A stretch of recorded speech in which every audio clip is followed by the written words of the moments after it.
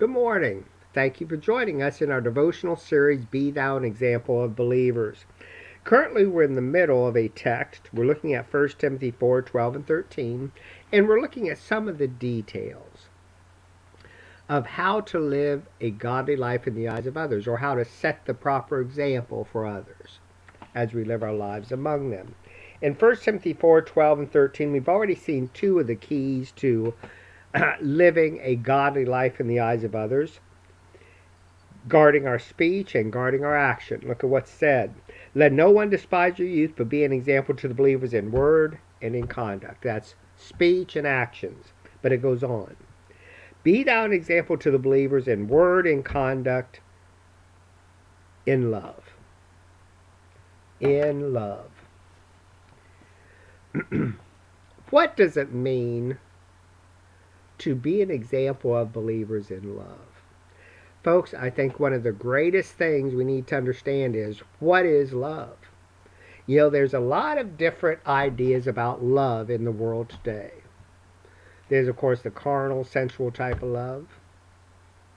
There's the type of love that says, because I'm a part of your family, I pretty much am forced to love you whether I really want to or not. If you grew up with siblings, at times your parents would have to remind you, look, you and your sisters and your brothers are all a part of this family. You need to love one another instead of constantly being at each other's throats. That's one thing I got to say about my family when I was young and living at home. I got to say our family, for the most part, got along really well. And it wasn't because of the little brother either. It was because of my two older sisters that were willing to love me and to put up with a bunch of stuff that I put them through. But the point is this. There are many different types of love. There's many different ideas behind love. But the biblical idea of love here, what it involves giving of yourself for someone who doesn't deserve it. When the Lord said, no greater love hath man than to give of his life for his brother. That's an example where he was willing to give his life for his brother. The ultimate example of love in the Bible, of course, is Christ. The ultimate example. When Christ came and died on the cross, giving his life for those of us who didn't deserve it. We were the ones that caused him to die. We weren't the ones that deserved for him to die for us. And yet he still saw fit to die for us so that we might be saved. Folks, that's the ultimate idea of biblical love, and that's exactly what's being talked about here. When we are to be an example to the believers in love, it's saying we should be willing to give of ourselves for those who don't even necessarily deserve for us to give of ourselves. That means, we're not talking about giving of ourselves because we're going to get our back itched too. You itch my back, I'll itch yours. That's not this type of love.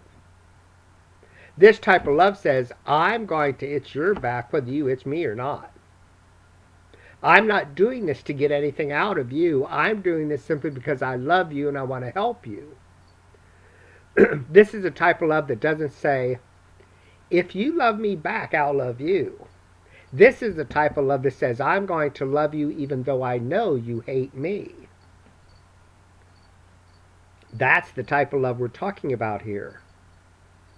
For a Christian to live their life and for a Christian to love others as they should, it involves loving others who don't deserve our love.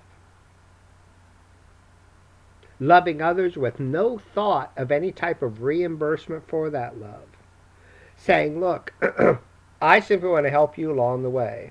I'm going to give of myself, either a possession that I have, or of my time, or of my talents. I'm going to give something that is mine. I'm going to give to you with no thought of giving anything back. And the only reason why I'm doing this is because I love you and want to help you along life's way. Folks, probably every day the Lord opens up an opportunity for a Christian to love somebody just like that. Either it's somebody you don't like, do you have a chance to help? Or it's somebody you don't know, do you have a chance to help? Or it's somebody who has previously done you wrong, and so you know you can't expect to get good back in return for this. There's always some type of opportunity for a Christian, probably every day. The Lord opens up to love someone with that type of love.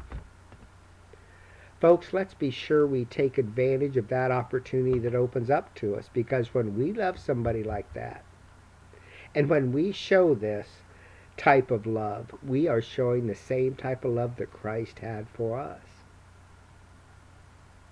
And we are setting the example for believers of what Christ did for them